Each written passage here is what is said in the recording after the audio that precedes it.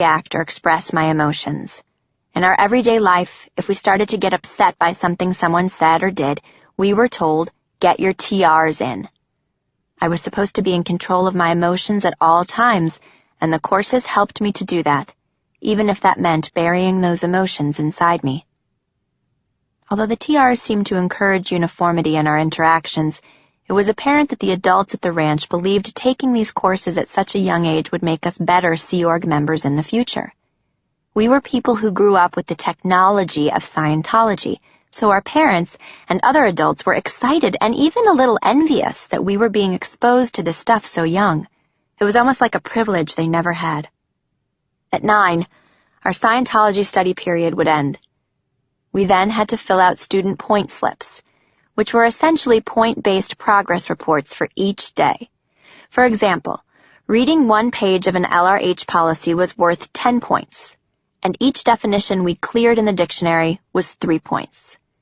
We would then total our points and mark our number on a daily graph to see whether we were up or down from the previous day. If we were down, we would be first in line the following day for our daily meter check. Once our graphs were completed, the supervisor would ask if anybody wanted to share a win. A win was something you had learned and could now apply. If someone shared a win, everyone clapped. Typically, 3 or 4 wins were offered every night.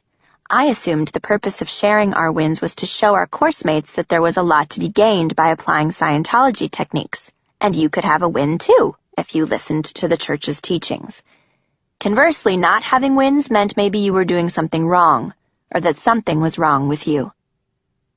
We always ended each course period the same way, with 3 cheers to L. Ron Hubbard.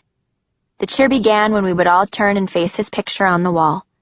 Even though LRH had dropped his body, everyone still thought of him as our hero, a man who had cared enough about the human race to help us through his wisdom and technology. It didn't matter what room we were in, there was a portrait of LRH in every one, including every dormitory. This felt weird, as if he was watching me wherever I went. The supervisor would then shout, "Hip hip!" We'd reply, "Hooray!" And then we would clap for a couple of minutes. After our salute, we would return to our rooms and get ready for bed. I lived in a dorm room with 7 girls. We would all take showers at night because there was never enough time in the morning. While waiting for the shower, the 16 of us who shared it would hang out, chat, and brush our teeth. It was one of the few occasions during the day when we could just talk to our friends, although it was just 30 minutes. Lights went out at 9:30 sharp, and the master-at-arms would be around to ensure everyone was in bed. The next day, we'd wake up and do it all over again.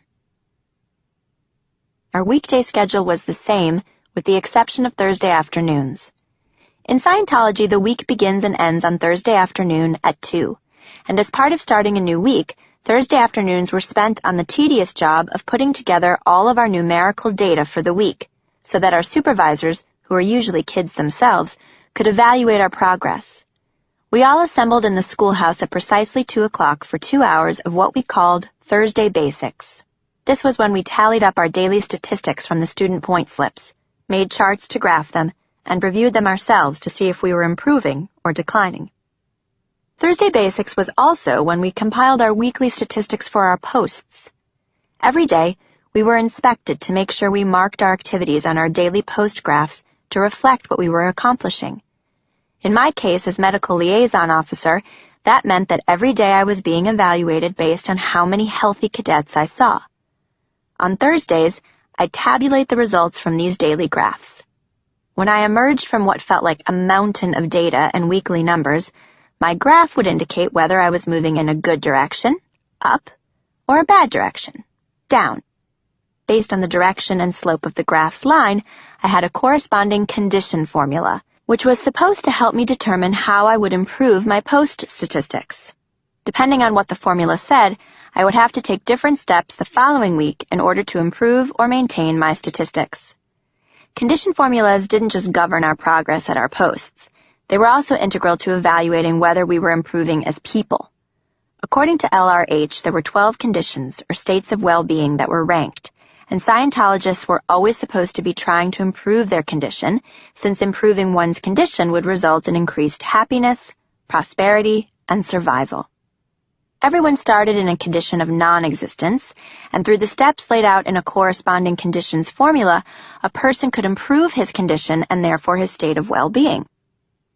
The conditions from best to worst were power, power change, affluence, normal operation, emergency, danger, non-existence, liability, doubt, enemy, treason, confusion.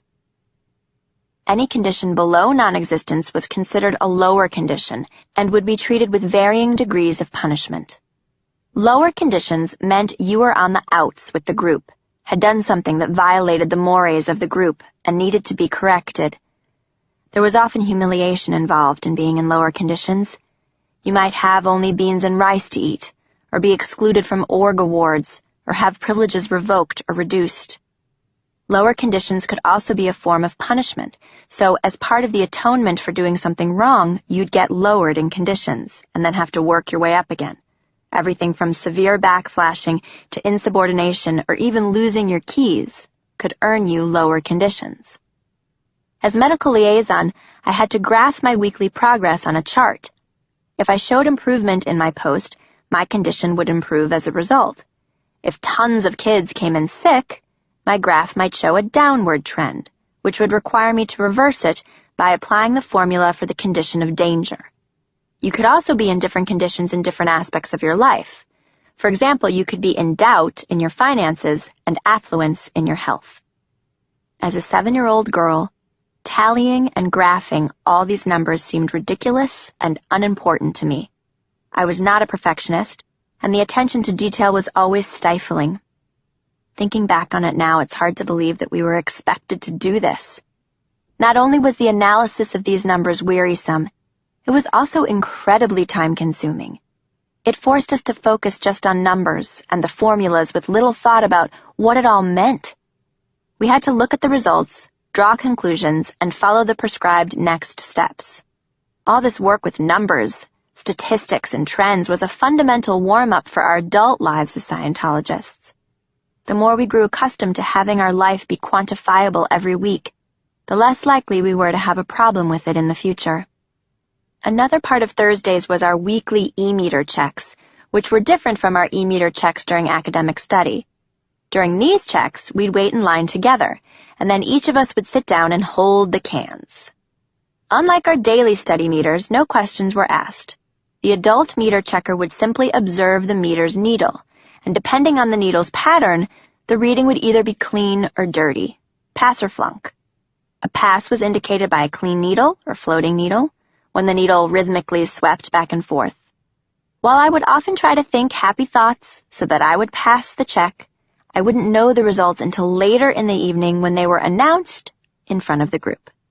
If we flunked, we would be required to do an OW write-up. OW was short for overts and withholds, which essentially means sins and secrets. Overts were sins or transgressions, while withholds were secrets, anything we were trying to hide. Essentially, we were writing down confessions. The format was precise. First, we would write down the nature of the transgression. Then we would write down the time, place, form, and event.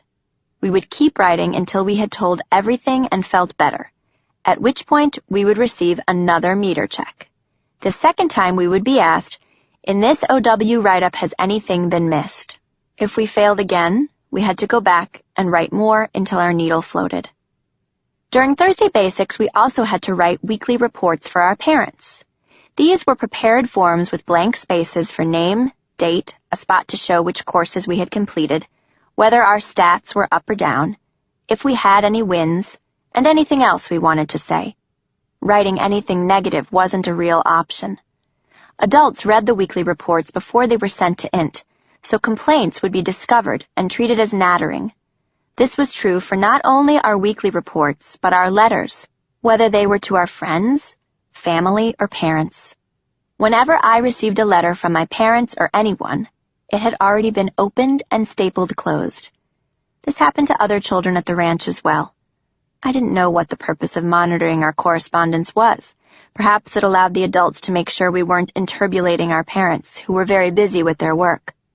Interbulating was a Scientology word for disrupting or upsetting. So in addition to not being allowed to complain at the ranch out loud, we couldn't complain about it in letters either. Friday evening had a different routine. After dinner, we would have graduation, where kids would be given certificates for the courses they had completed. Graduation would begin with all of us gathering in either the mess hall or the lounge for a Scientology media presentation. Sometimes this was a Scientology music video, but more often it was the Sea Org recruitment slideshow. Inevitably, the show would have images of people in uniforms, some of them our parents, along with awesome background music and catchy slogans such as, "Many are called, few are chosen." Almost every week, there was a showing of LRH's Mission into Time. It featured L. Ron Hubbard recalling his past lives going back hundreds of years and chronicling his journey to connect with those past lives. From only his own recall of these past lives, he named locations around the world where, in these previous lives, he had buried various unknown items. The slideshow then told the story of the first Sea Org members who had taken on the mission of traveling to these locations in search of the items. They went by boat around the world, and sure enough, they found them all. Watching the slideshow gave me goosebumps every time. After the slideshow, kids who had finished courses would receive certificates and be applauded. Then there would be awards such as Student of the Week, Cadet of the Week, and Division of the Week. Graduation ended with clapping to the picture of LRH and 3 cheers to him as well. The best part came after graduation, when we got our $5 allowance. We had to sign for it because we had to have our deductions taken for Social Security and Medicare, so it was more like $4.50.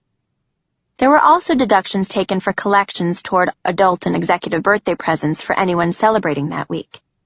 If overall cadet org stats were up, we would sometimes have org awards, which meant we could all watch a movie and have popcorn before bed, or maybe even take a field trip. And when it was all over, we'd head back to our rooms to prepare for bed.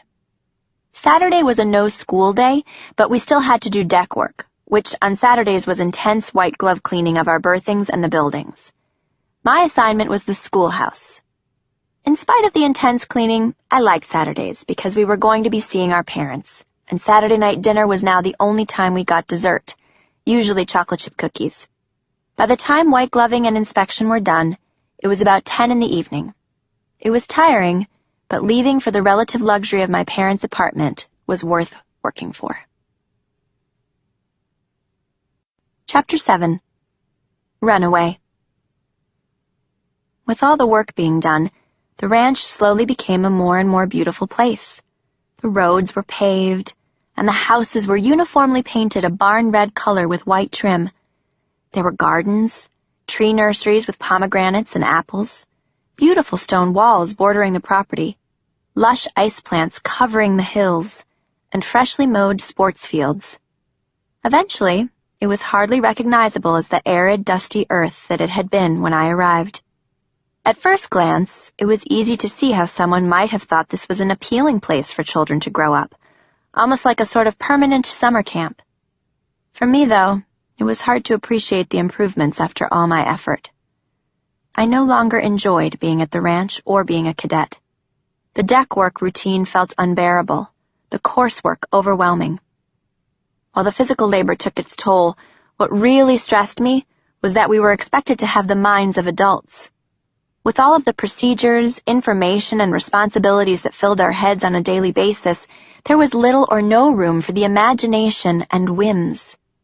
It's difficult to understand how, as kids, we possessed the mental capacity to keep track of multiple sets of daily and weekly statistics, identify trends in that data, and then strategize how to improve the statistics by applying complex formulas and writing daily battle plans to achieve our goals.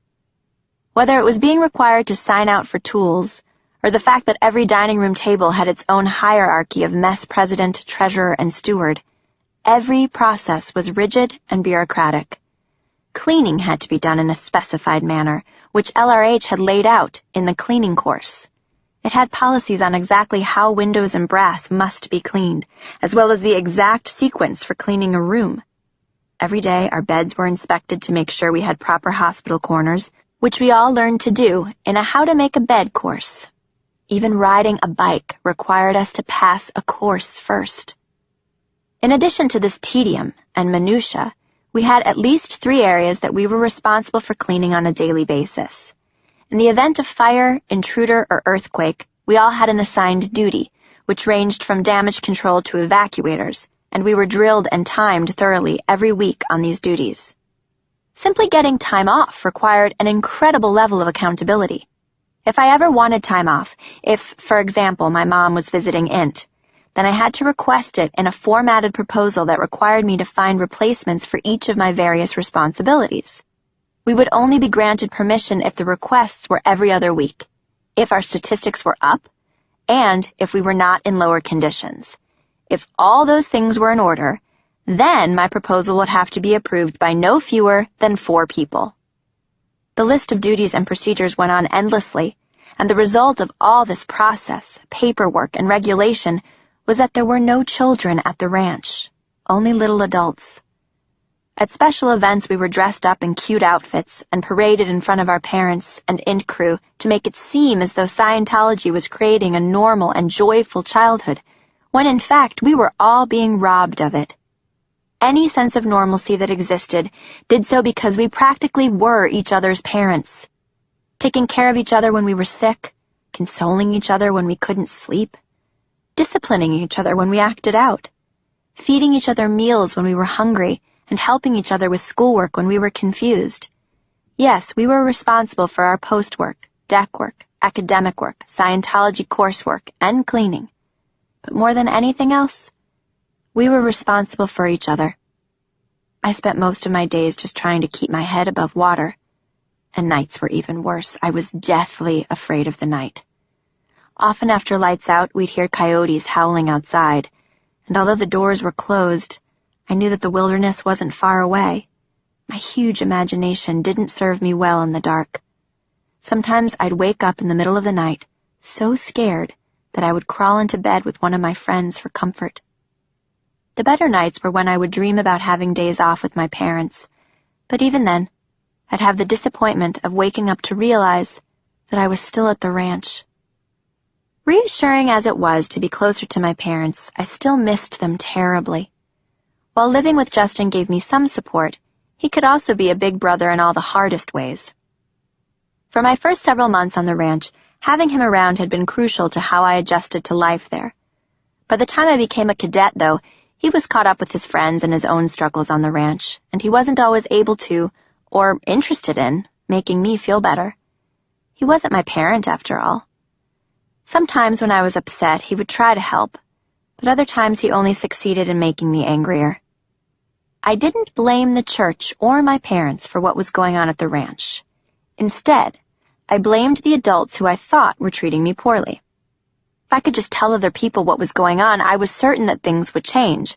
It was hard to know just how much my parents had been told about what it was like for me at the ranch. Because of comments they'd made from time to time, I knew they had seen photos of me working, so on some level they were aware I was doing physical labor. My father had occasionally participated in the Saturday renos with other adults and witnessed firsthand what the kids did. Even so, I assumed that neither of my parents knew the full scope of how difficult the conditions were for me. And I figured that once they had heard, they would immediately correct the situation. I mean, if they knew how bad it really was, how could they possibly allow me to stay there? Still, something prevented me from telling them.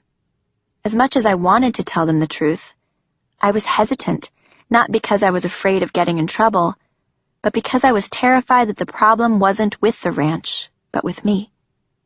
All around me, other kids were completing their decks and clearing their words, and the fact that I, along with a few others, was struggling, made me feel like there was something wrong with me.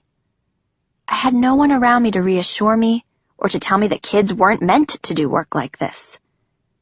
My fear was that if I went straight to my parents and told them what was happening, I would only disappoint them.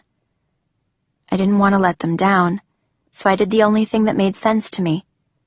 I kept quiet and decided to run away. By the time I'd been at the ranch for a year, I was done. Luckily, I wasn't alone in my unhappiness. My friend Rebecca didn't like it either. She had arrived a short while after me. Her mother worked in the Religious Technology Center at an administrative job and lived at Int. About a year older than I, with straight dark hair and light eyes, Rebecca had a true love of animals, which made her perfectly suited for her post of taking care of all the various animals on the ranch. She tended to the goats, the ducks, the hens, and the horses that lived in the corral on the property. Even though she had a post that she was well suited for, everything else about our routine, the decks, the coursework, was intolerable to her as well. One day in early May, Rebecca and I crafted a plan to escape. For at least a week we strategized about what we needed and where we'd go. One thing we did know was that we couldn't go to the base. If I made it the 20 miles to the Int base, my parents most likely would have to turn me in, so I had to find a new place to settle down. The rough plan I had was to live in an underground cave mansion that I was going to dig myself, and I was going to eat croissants, which I planned on stealing from an imaginary bakery, which were undoubtedly everywhere in the WOG world. On Thursday night, May 1991, the time had come for Rebecca and me to make our move. I packed my clothes and the kangaroo sweater that had once belonged to my mother. Earlier that day I had stolen some vegetables from one of the gardens we maintained, and some eggs from the chicken coop. These eggs were hatched specifically for Uncle Dave. Chickens were brought to the ranch and kept in a special coop with a caged outdoor area. The kids gave the hens feed and cleaned their cages. When the hens laid the eggs, we gathered them to be taken to Uncle Dave at the Int base for his consumption only. It was actually not my first time stealing Uncle Dave's eggs. I had snatched some a few months back because I wanted to hatch the chickens in my drawer at the ranch. I'd gotten into trouble when somebody caught me. Mr. Parker and Mr. Bell were furious when they found out. They made it clear that when my uncle found out, I was going to be in serious trouble. I was told to write him a letter to confess that I was the one who had taken his eggs. But to my surprise, and I think the surprise of Mr. Parker and Mr. Bell, he was very nice about it. He wrote me back and explained that my drawer was probably not warm enough for the eggs, and that I would need an incubator if I wanted to succeed in hatching them. Now I'd stolen eggs again. I knew I was taking a big risk, but I didn't have many other options. We were going to need food. Rebecca hated Mr. Parker in particular. The woman could be intimidating, but she didn't seem to be as difficult with me as she was with other kids. Rebecca insisted that we write her a letter before we left, a sort of in-your-face note. We told her that we had had enough, and that we were going out into the WOG world and weren't coming back. Rebecca added that we hated her and that she was really mean. We also told her to say goodbye to our parents because we were on our own now. My heart was pumping when we put the note on Mr. Parker's desk in the cottage. I could see the fear in Rebecca's face as well. Despite all the confidence of our note, we were both so anxious about getting caught mid-escape that we hadn't thought much about what we would do once we had gotten out of the ranch. Suddenly I wasn't so sure, but it was too late to stop. We ran to the bike parking lot and got on our bikes. Mine was a pink Huffy with a basket in the front, which my dad had bought for me. We had a backpack with our food, and I put it into my basket. We rode the 1/4 mile or so down the road to the front gate. We knew we had to be as quiet as possible going under the gate, because otherwise they would hear us through the intercom box. I hadn't thought of how hard getting my bike under the gate with a basket full of groceries was going to be. Of course, everything fell out. Rebecca scrambled to help me reload, and soon we were back up on our bikes, pedaling down a steep hill and going a little too fast for my comfort. When we started over the bridge that traversed the creek, we were both wobbling so much that we looked at each other in total fear. Rebecca encouraged me, telling me we could do it. When we finally got to the other side, we were so relieved. The sun, which had been fading when we had slipped under the front gate, disappeared as we walked our bikes over the cattle grate. I had always heard that you could break your leg on it, so we were particularly careful. The cattle grate was where the ranch property ended, and the Indian reservation began. After we had pedaled another mile or so down the road, we saw a vehicle with its headlights on approaching in the distance. We quickly put our bikes to the side of the road and ditched them before running behind a small hill to wait. We figured the car would just pass by, but instead, to our horror, We heard the sounds of shoes hitting the dirt, followed by slamming doors. There was a crunch of footsteps on the brush. We looked at each other, totally frozen, unable to move. I was sure it was an Indian coming to get us. There were always rumors floating around the ranch that the Indians sometimes shot at people who drove by if they didn't recognize them. We had also heard of people getting killed outside the nearby Indian casino, which was at the beginning of their property. We hadn't quite gotten that far, but it could have been one of the gamblers on his way home. However, the vehicle didn't contain strangers. I looked over and saw Joe Conti, with Taryn and her friends Jessica and Heather riding in the back. Our escape was officially a bust. "You're such an idiot," Taryn sniped. She grabbed my stuff and pulled us back to the truck. Heather and Jessica grabbed our bikes. "Now we're going to miss the beginning of the event because of you two twerps," she scolded me. I had forgotten that the night we picked for our escape was the anniversary of Dianetics, May 9th. In celebration, the church organized an annual international event that was telecast via satellite at all the Scientology bases, including the ranch.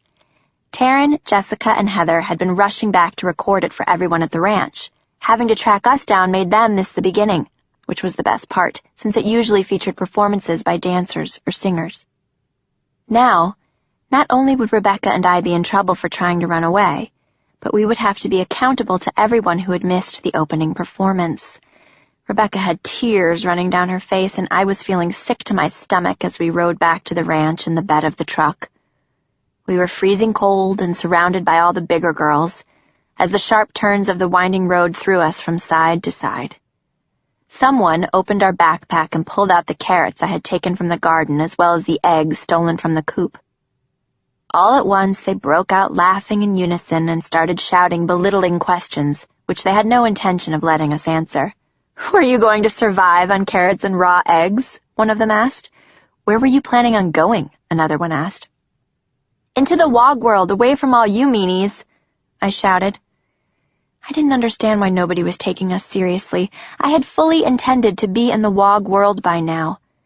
They simply looked at each other and doubled over in hysterics all over again. When we finally stopped in front of the schoolhouse, Justin and Sterling were there, laughing at us and making jabs about how ridiculous we were.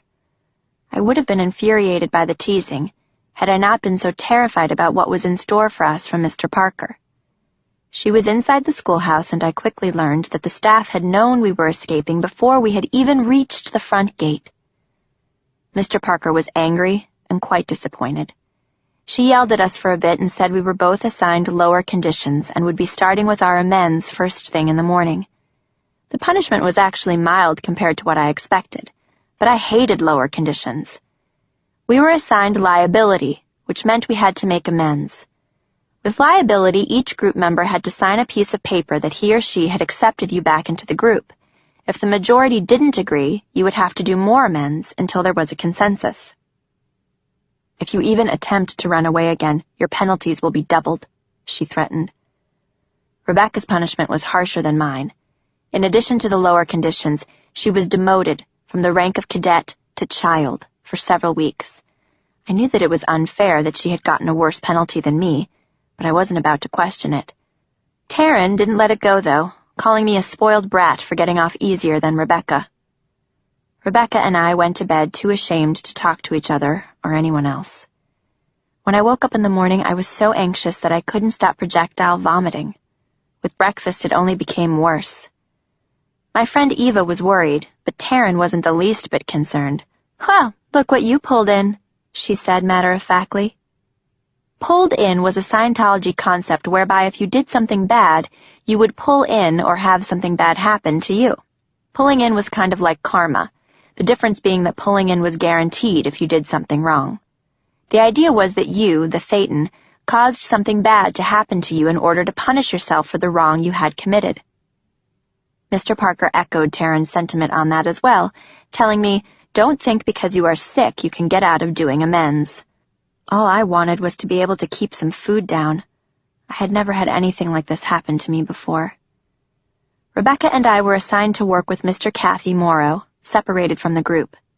The assignment could definitely have been worse, but we were to weed the rock gardens at the cottage. We preferred being with Mr. Morrow rather than Mr. Parker. Rebecca and I were not allowed to attend the screening of the International Scientology event. All the kids were informed that it was because of us that the beginning of the performance had not been taped, and the kids who were in attendance told us that we were severely booed after that announcement. For most of the next week, Mr. Parker kept her distance from me, but that Friday when my dad came, she told me I needed to tell him what I had done. I said I would, but of course I really didn't want to. I was too afraid he'd be ashamed of me. When Dad arrived, we walked to the playground, which was normally only used during break time, to meet Mr. Parker. "Hi, sir," she greeted him. My father was a senior executive of the church, so that was how he was addressed.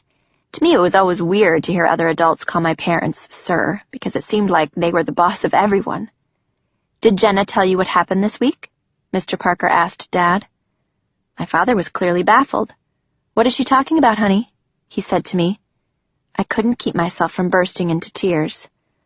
"I was going to tell you how mean everyone here is to me," I burst out. This was not what I had agreed to tell him, but I couldn't bear to tell him I had done something wrong. Mr. Parker's face tensed. She was clearly irritated by that. She quickly told him exactly what had happened, as I continued sobbing. My dad thanked her and told her that he would take care of it, then dismissed her. As broken up as I was, I couldn't help but notice how strange it was to see her dismissed. I was so used to her being the one in control and dismissing other people. The sudden shift of power was intriguing. At that, my dad hugged me and asked me why I had tried to run away. I looked at him, thinking about everything I'd been through at the ranch. I thought about telling him how hard it all was for me, but I just couldn't. I was too afraid that I would disappoint him. Yet there was something else that prevented me from telling the truth. Maybe he already knew how bad things were there, but he believed that what we were being asked to do was in line with Scientology's goal of saving the planet. Finding that out would be almost too much to bear. So instead I told him I had been sad and wanted to see what it was like in the WOG world. He was smiling, as though he thought my plot had been a cute and a funny idea, which was frustrating. I had been completely serious in my attempt to get out of there. He didn't pry deeper into my reasons, and I didn't offer them, and after he left that day, it didn't come up again. After his departure, Mr. Parker gave me a dirty look, but that was it. I wasn't even really in trouble anymore. I wasn't sure if it had been because I had done enough on the amends, or because my dad had said something to someone in charge. Either way, I did what any good Scientologist was supposed to do. I didn't question it. Chapter 8. Dear Jenna. Time passed slowly on the ranch. Gradually, though, due to the work done by our deck projects, it was barely recognizable from the place it had been when I first arrived. The big house was now home to the mess hall, the canteen, the offices of the adults, small offices for each of the cadet division heads, and the communication center, where we would receive letters, copies of reports that had been written about us, and commendations. Along with the physical progress on the ranch, I made progress in my studies, graduating from one course to another. After my failed attempt at running away, I became more complacent, but that didn't make the work any easier. However, because I recognized that I had no real choice, I focused on completing my courses and keeping my ethics file as clean as possible, so that one day I could graduate and leave the ranch behind for good. I was seeing less and less of my mom. Most of our communication was either via weekly phone calls or, more often, through letters. Her letters in particular were usually newsy and sentimental, and I saved every letter from her in a box in my bottom drawer. Whenever I was lonely, I'd pull them out and read them over again. Seeing her letters, no matter how brief they were, always made me feel like maybe there was somewhere outside of this ranch where I belonged and someone loved me. Dearest Jenna Bean, well, it's Saturday morning, and I'm sitting on my back porch. I thought of you about 100 times, so I decided to write you. You are hard to get hold of on the phones. I miss you so much. I realize I'm not the typical mother who is always around. In fact, I've been gone most of 2 years. But do not, for a minute, think that I love you any less. You mean everything to me. You are the brightest spark in my whole life. You are growing up to be better and smarter than I ever hoped for. To me, you are so smart and perceptive that it amazes me. Your dad and I are very proud of you. Things are going good here. It is getting pretty humid, but that is Florida. I sent some pictures of me to Dad. They suck, but you can look at them to at least see what I look like. I will call you tomorrow. I love you. All my love. Mommy. Words like these always offered comfort. While it was true that she was not a typical mother, she also hadn't had a typical mother herself. My mom had been only 12 when she was brought into Scientology by her mother, Jana Blythe. A chain smoker, Jana was more intellectual than maternal, with an extremely dry sense of humor. She had jobs teaching English, and when she wasn't teaching, she made money underwriting insurance documents. Because Jana always worked, my mom and her many siblings were cared for by babysitters until they were old enough to care for each other. Jana had an English degree from the University of Illinois and was an avid reader. To be rebellious, she read science fiction books, which at the time were considered trashy literature. L. Ron Hubbard's science fiction impressed her so much that she looked for other books by him and took to Dianetics in 1957, the same year my mom was born.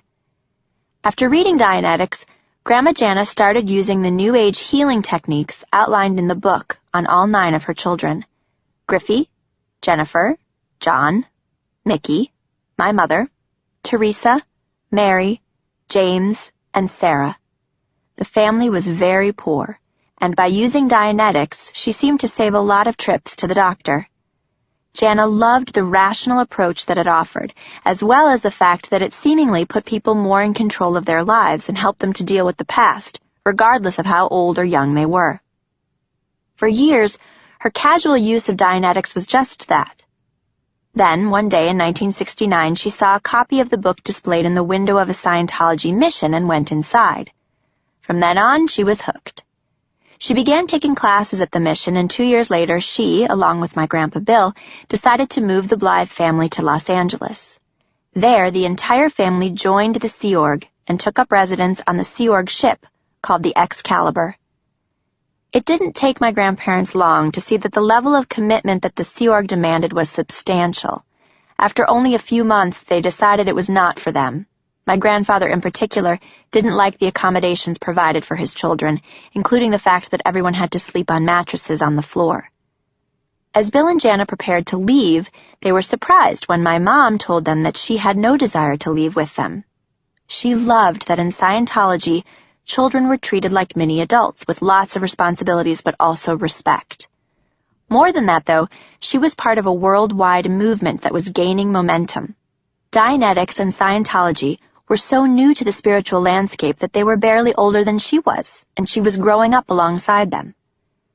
My Grandpa Bill tried hard, but with no success, to make my mother come with them. He refused to sign away legal guardianship of her. Many years later, my mom told me how, when authorities investigated the office after reports alleging the mistreatment of children, she was hidden away. Authorities also investigated reports of young kids on the base not attending school, so my mom was sent overseas to Portugal to join her brother on the Apollo, at port in Lisbon, because she wouldn't have to go to school there. Being apart from her parents had not been hard for my mom. Maybe being separated from me was easier for her because of the separation that she had experienced. As a teenager, she'd craved the distance, and on some level perhaps she felt I'd feel the same way even though I was younger. As cherished as my mother's letters were to me, they could not make up for her absence. They lifted my spirits, but they also served to remind me that she wouldn't be back to see me for months. Dear Jenna, thank you very much for your letter. I just got it today and I was very happy to receive it. The paper you are writing on looks like special printing paper that people use to learn how to print better, and I can tell from your handwriting that you are definitely learning to print better, which is good. I will definitely call you sometime this week. I'm glad Sarah Kitty is doing well. I sometimes worry that she doesn't have anyone to play with since I'm not there, but I'm sure that you and Jay Birdie play with her on the weekends, so that is good. Does she still like her grass that you guys grew for her? Does she need any more of it? I was really surprised when you wrote in your letter that Sterling is only 1 inch shorter than Justin. That means Sterling must have grown a whole bunch, which is really good. What kind of haircuts did they cut? Did Justin get the same kind of haircut that he had last time, where the sideburns are really, really short and the top part is long? I was looking at a magazine the other day, and I saw a haircut, a hairstyle actually, that will look very nice on you. You need to grow your hair out so it reaches your shoulders, including your bangs in front, and at that point we can get it styled at a beauty shop, and it will look very beautiful. You asked me if I live in an apartment, and yes, I do. It's called the Hacienda Gardens, and I live in a room in an apartment at the Hacienda. The apartment is very pretty and is renovated. The office I work in is also very nice. So the one thing good about being in Florida is that I do have a nice place to sleep and a nice place to work. But I would give all that away just if I could be with you. Maybe when you go to New Hampshire, you can stop back here on your way and see me for a couple of days. That would be really nice. I don't think you've ever been to Florida, but Justin was born in Florida, and he could come too and see all the places he used to go when he was little. I hate to tell you, but I will probably be here for a bit longer. Maybe even months. But I will set up a line so I can talk to you several times a week at the ranch. In other words, I will call you there. I can also set up that sometimes during these few months that I will be out here, that I will be able to come up and see you, fly on an airplane, at the ranch every once in a while. This way we'll be able to see each other and it won't be bad. I miss you very, very much, and I love you even more. I do look at your photos and I do read your letters as they mean more to me than anything. However, I know that you understand that I have to do some very important work here, and therefore it is important that I stay here and do it. Lots of love, Mommy. All this long-distance communication meant that the times when I did get to see her were incredibly special. On the rare occasions she was back at INT for a special event, I would have to file the necessary paperwork to get permission to leave the ranch to see her. Frustrating as this process was, I always managed to get approval somehow. Usually the times I saw her were during days off for special Scientology Sea Org occasions, like Sea Org Day, which took place in August. When that happened, I would get to see her for a whole day. Sea Org Day was quite a spectacle. People would spend weeks getting ready for it. Sometimes our decks would be working in the galley at the INT base preparing the special meals. We would work with the galley staff, slicing cold cuts and baking bread. We'd also help bust the tables and clean the dining rooms. I would help Tammy, the executive steward, set the tables. She taught me how to do fancy folds with the cloth napkins. She also let me draw on and decorate the vote sheets, which were ballots distributed at the end of each meal. Diners were supposed to vote for service and food. The service vote being the statistic for Tammy, and the food vote being the statistic for the galley staff. Uncle Dave and Aunt Shelley knew I was the artist for the vote sheets, so they liked to put in a vote for my artwork. The highest vote possible was a 7, but their votes were always really high numbers, like 2 million. Aunt Shelley had really taken a liking to me, and I liked her too. When we would talk during the meals or out by the pool during the festivities, she would always ask me how I was doing. She taught me about nutrition, something she was very much into, which helped me at my post as MLO. She was a no-nonsense type of person, but was also caring and loving and had a good sense of humor. When I was working in the galley with Tammy, I got to watch the rehearsals of the Sea Org's Honor Guard. The members dressed in full white uniforms, similar to those of the U.S. Navy. The uniforms included a hat, gloves, a lanyard, campaign bars, and rank. They marched in time to music coming from the sound system, twirled batons, and did choreographed steps. Some of them carried flags with the Sea Org or Scientology symbols on them. Others stood in 2 rows and crossed their swords, forming an archway for the senior executives to pass under. It was really cool to watch. Professional and inspiring, the performance never failed to excite me about becoming a member of the Sea Org. The day following the Sea Org Day ceremony was a day off, filled with fun activities. The base had a full-sized clipper ship built into the ground. The ship, the Star of California, had a pool, palapas, tiki huts, changing rooms, and a smoothie bar. This pool was actually for my Uncle Dave's use, but on Sea Org Day, he opened it to everyone for swimming competitions and other activities. It was a great time. Besides the races in the pool, there were soccer matches, basketball games, free swim in the lake, and a picnic with hamburgers and hot dogs. The base had plenty of fields and courts for all the sports, but Sea Org Day was the only time they were used. In the evening, everyone would return to his berthing to get dressed up. Then we'd come back into the base for a long, delicious dinner. I would always sit with Dad at his table. If Mom was there, she'd join us. At my parents' urging, I'd chat with Uncle Dave and Aunt Shelley at their table for 20 minutes or so, while they asked me questions about my studies and told me jokes. I was happy that Aunt Shelley took such an interest in me. With my mother gone so much of the time, it felt reassuring to have an older female relative who gave me sincere attention. Christmas was another time I looked forward to, because we would get 2 or 3 days off and my mother would be able to leave Clearwater to be with us. My family did not celebrate Christmas as a religious holiday. It would start with the kids going to the INT base for the Sea Org's traditional beer and cheese party. The kids, of course, weren't allowed to drink beer. In fact, the adults in Sea Org never drank, except at this party. Beer was alcohol, which affected the mind, which would then have to be dealt with in the future by using Scientology. In addition, you could not attend Scientology studies for at least 24 hours after alcohol consumption, so it was definitely not condoned. Even at the beer and cheese party, most of the adults would drink non-alcoholic beer. Uncle Dave liked to point out the people who were drinking real alcohol and getting drunk. One time, he signaled to someone who looked a little red in the face and brought him to the table, where Mom, Dad, and a few other execs were sitting. "Russ," he said in his normal booming voice. "Yes, sir?" I could see the color leaving Russ's face. "What are you drinking?" "Irish cream, sir," Russ answered, looking a little sheepish. "Aha!" my uncle replied, before instructing Russ to keep walking, as though he had no idea why Russ had stopped at our table in the first place.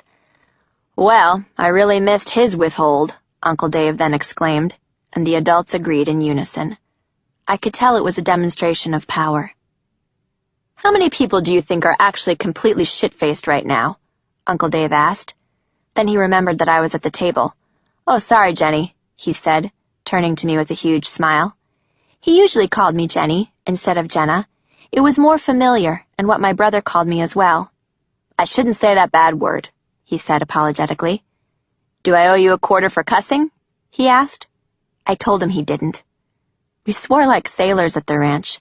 Most Sea Org members did. But I wondered about this bad word. "What is shit-faced?" I asked, and everybody laughed, except for Aunt Shelley, who took me aside and explained that alcohol was bad, and that sometimes it could make you drunk. The day after the beer and cheese party, the crew at the INT base would have the day off. Almost everybody used the day to take their family to Big Bear Ski Resort, which was in California, about an hour and a half from the base.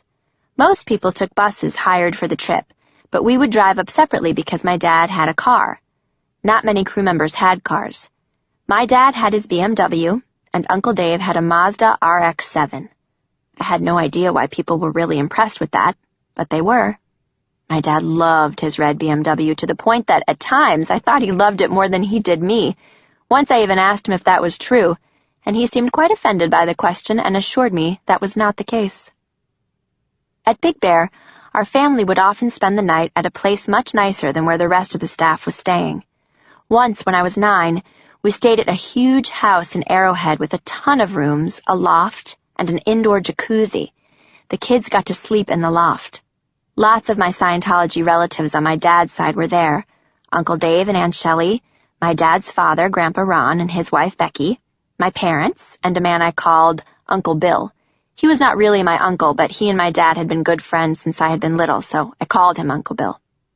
The house belonged to a Scientologist named Paul Haggis, who was a Hollywood screenwriter and director. Uncle Bill was a friend of his, so he had gotten permission for all of us to use his house. Christmas was unlike just about any other time in the church. We all sat by the fire to open our presents. I got slippers, jammies, and an album from my mom and dad. My grandmother in New Hampshire sent me a bead and loom kit. It was awesome because I didn't really have any toys at the ranch besides the stuffed animals on my bed. Uncle Dave and Aunt Shelley got me a porcelain Tiffany's box, blue with a white porcelain bow. I wasn't sure of its function, but it was very pretty. At the end of the second day at Big Bear, we returned to the base for a big Christmas dinner and show. We sang Christmas carols, did a play, or made other entertainment, having rehearsed our numbers at the ranch for weeks before Christmas. Even though all of the older kids acted as though they were painfully embarrassed, I loved performing, and it made me adore Christmas all the more.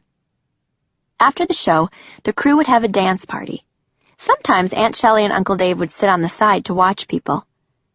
Aunt Shelley would frequently talk to me, whether she was touting the benefits of carrot juice or telling me that popcorn and peanuts were the worst things you could eat.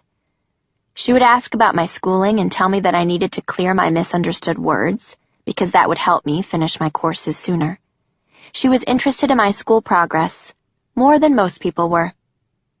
Sometimes, during the Christmas dance, we'd go into Uncle Dave's billiards room, which had a pool table and all sorts of other games. There was a leather couch, comfy chairs, and a phone that looked like a mallard duck, which I always wanted to play with. The bar in the room was usually teeming with stewards attending to all of the execs' needs. The execs were always talking, but I had no idea about what. I was just happy to be with my parents and everyone else. Everyone at the base treated me well. When I wandered through the dance hall, people I knew grabbed my arm to say hi and give me a hug. Everywhere I looked, people were friendly and inviting, so different from the ranch. I couldn't wait to finish the ranch and work at INT, where everybody liked me. My friend Jamie had warned me that people were only kissing my butt because I was David Miscavige's niece, but I was sure he was wrong. I knew them all and believed they were my friends. When the dance ended, the family would go to our parents' apartment. Mom and Dad would tell me that it was really important to write thank you notes to the people who had sent me gifts, but I knew they were referring specifically to my Uncle Dave. Judging from how everyone treated them, I knew Uncle Dave and Aunt Shelley were important. There were always stewards around, bringing them food and attending to their needs. The stewards attended to my parents' needs, too. Even Mom and Dad always seemed to be more on their toes and agreeable to Uncle Dave. The next day, all the kids would return to the ranch and resume our normal schedule. Returning after Christmas was hard for lots of reasons, but especially because I knew that I likely wouldn't see my parents together for a while. One thing that got me through this tough time of year was the thought of my birthday, February 1st. Unless it fell on a Sunday, my parents would not be there, but still I would celebrate it at the ranch with my friends. It didn't consist of anything more than a birthday cake, which we would have at dinner, and everyone would sing happy birthday. My dad and my mom, if she was in town, would usually get me another cake on Sunday morning. They'd get me presents, too. I missed my mother most on days like my birthday. Just before my 10th birthday, I got a wonderful surprise. My mother called the ranch with news that I would be spending it with her in Clearwater, Florida. Getting phone calls at the ranch was a big deal because there was only one phone that was open to use, and tracking people down to let them know they had a call could be difficult. Then, by the time you'd finally get on the phone, it was often hard to talk because another person, usually an adult, would want to use it. So whether I was receiving or making a call, it meant that every time I talked to my mother, which was once a week at most, I had to keep it short, unless I spoke to her on Sunday mornings in my dad's apartment. Thankfully, this time Mom's news was short and wonderful. I couldn't wait. Clearwater was where my brothers had been born, and I would be able to meet my mom's friends and see the things she always wrote to me about. It almost seemed too good to be true. Getting to visit her was the best present I could have hoped for. I was going to get to see her not just for 1 or 2 days, but for days on end. I was brimming with excitement just at the thought of it. Chapter 9. Clearwater. My flight to Florida would be my first solo foray into the WOG world. The night before, I packed my bag to be ready when Anna, Mom's secretary, came to get me. I hugged Justin, BJ, and Kiri goodbye, and climbed into Anna's car for the trip to the airport. There, Anna turned me over to the stewardess, who pinned some special wings onto my shirt and got me settled into my seat on the plane. It was weird and a little overwhelming to be on an airplane by myself, especially surrounded by a bunch of WOGs. One lady asked me where I was going. I told her I was going to Flag. "Do you mean Fort Lauderdale?" she asked. "No, Clearwater," I told her. "Oh, you must be going to Tampa," she said next. I asked her if that was where Clearwater was, and she told me it was close. I spent the rest of the 5-hour flight asking people seated near me if we were almost there, and surprisingly, despite my impatience, everybody was quite friendly. When I stepped off the plane and out the gate at Tampa International Airport, I was instantly struck by how many strangers were standing around, some holding signs with names on them, and others clearly waiting for family or friends.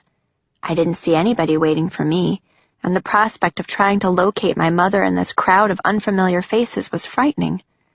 Luckily, I spotted her before I started to panic. She looked even prettier than I remembered. But as I walked right up to her, she kept looking over my head. "Mom, it's me," I said, hugging her. "Oh my gosh," she replied in surprise, "I didn't recognize you." She was beaming and laughing as she hugged me back.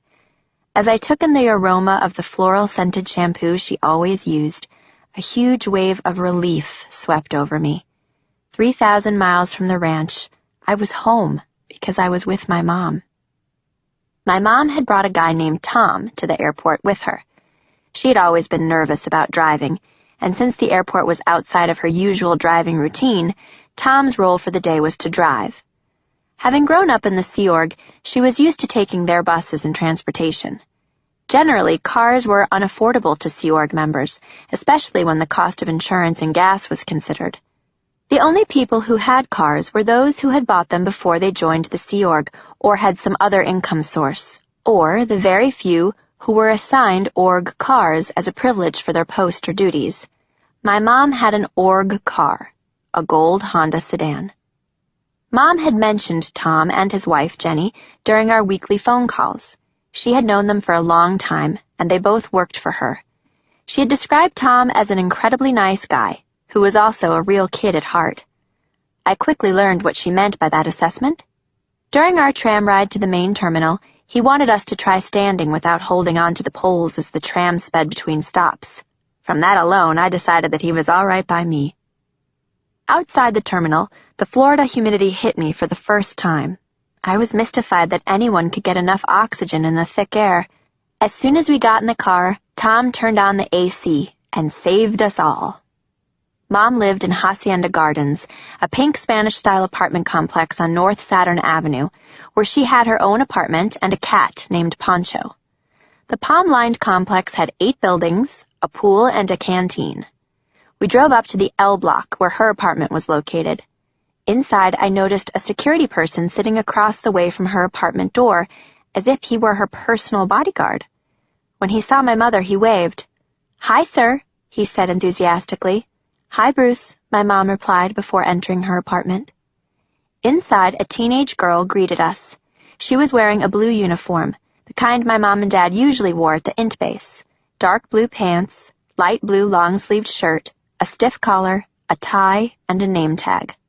"Hi, sirs," she said to both Mom and Tom. She bent down a little to talk to me. "You must be Jenna. I have heard so much about you." I smiled shyly back at her. She turned to my mom. "I just put the laundry away. Snacks are on the table, and I will be right next door in L2 if you need anything." My mother took all this attention in stride, but I was duly impressed. I couldn't believe the level of personal service she commanded. She was a senior executive in the Commodore's Messenger Organization International. The Commodore's Messenger Organization, or CMO, was an important part of management. It was once comprised of L. Ron Hubbard's most trusted personal messengers. To this day, it is a very prestigious unit within the Sea Org, and members are discouraged from fraternizing with regular Sea Org members. My mother was one of the highest-ranking execs in the CMO. She was also a member of the Watchdog Committee, the senior-most management body in the church housed in CMO International. She was clearly an important person with an important position, which made me swell with pride. "Great, thanks, Sharni," my mom told her. Sharni was a messenger in the CMO in Clearwater, and one of her duties was to take care of my mother's needs as well as those of other senior executives. After I put down my suitcase, Mom gave me a tour of her apartment. Not only was it much bigger and more luxurious than the apartment she and Dad shared with the Rinders at Int, but she didn't have to share it with anybody. Back at Int, their shared apartment had 2 bedrooms, but this place had 3, all for my mom and the occasional guest. The bathroom had a jacuzzi tub. As if the extra space weren't enough, it was also gorgeous, with Spanish tiles everywhere. All the furniture was elegant, even the ornate mirror that hung in the entryway, beneath which was a bowl of delicious candy. The embroidered curtains on all the windows had sheer panels underneath them. The living room even had a television hidden inside a large wooden armoire. We walked into the dining kitchen area, where an elaborate snack platter holding French cheeses and fruit was waiting for us. There were tall drinks of fresh squeezed watermelon juice, too, with straws. I opened the fridge to find everything from pâté, which sounded disgusting, to peach juice to English muffins. I was in awe that so much great food was so readily available. I couldn't contain my excitement. The bedroom she had chosen for me had a queen-sized bed with a large, fluffy comforter and a floral pattern. I jumped on it, enjoying how delicious it smelled, how soft it was, and how I could sink into it, so unlike my linens at the ranch. My room also had 2 closets and a big dresser, even though I hardly had any clothes. If I had brought my entire wardrobe, I still wouldn't have been able to fill more than a drawer or 2, since I usually wore a uniform. There was even a phone in my room, so that I could call my dad any time I wanted. I carefully laid out the CDs I had packed on top of the dresser. I brought music with me wherever I went. Mom said she needed to go to the office to get stuff done, but she wanted me to come with her to meet everyone, which I was excited about. 20 minutes later, we parked next to a tall concrete building on North Fort Harrison. It was referred to as the WB, the West Coast Building, because it housed the management that was technically an extension of Int Management, which was on the West Coast. As we walked through the building, Mom was greeted many times with, "Hi, sir." We took an old mechanical elevator to her office on the 3rd floor, where messengers were running around. Mom shared an office with her secretary, Allison, Tom, and his wife, Jenny. Tom was the commanding officer of CMO Clearwater, and Jenny was an executive within the CMO. The offices were very nice, with wood furniture, a tan carpet, and bamboo blinds. Uncle Dave's huge office was at the end of the hall, attached to Aunt Shelley's smaller one. The whole office suite had other rooms for Uncle Dave's staff. He and Aunt Shelley weren't there at the time, but the offices were theirs to use whenever they were in town. There was a kitchenette in the back where another snack platter sat on the counter. The cupboards of the kitchenette and the fridge were stocked with all sorts of treats. We didn't have access to extra snacks at the ranch. We were forbidden to take food from the kitchen between meals. A friend of mine had even been assigned lower conditions for stealing food. Mom said we were going to have lunch with everybody in the conference room. I waited there until lunchtime, sometimes watching a young messenger in her mid-teens making the preparations. She introduced herself as Valeska. "I just ordered you a hamburger, as I wasn't sure what you wanted," she said, smiling. A few minutes later, an older man wearing a tuxedo entered the conference room and started speaking in a thick French accent. The only thing I could understand was that his name was Steve, but I might have only known that because Valeska had already told me. French-speaking waiters in tuxedos were certainly out of the realm of my experience. I watched in awe as Steve thoughtfully set out the plate with my hamburger, as well as the rest of the food that had been ordered. Valeska told me the meals had been prepared at Hibiscus, the most expensive and the most Epicurean of the 3 restaurants in the Fort Harrison Hotel, which was owned by Scientology. The Fort Harrison was where the public Scientologists stayed when they came to town to take services at the base. It had excellent facilities, with 3 restaurants and more than 200 guest rooms, outstanding course offerings, and a high concentration of Scientologists. Steve, a Sea Org member, worked at the Hibiscus, and our selections had been made to order. I loved the idea that we could all order exactly what we wanted, and how we wanted it prepared. As soon as Valeska was done setting the table, the adults came in. They were talking among themselves, but I was so overjoyed with my hamburger that I hardly paid attention. It had to have been the best food I had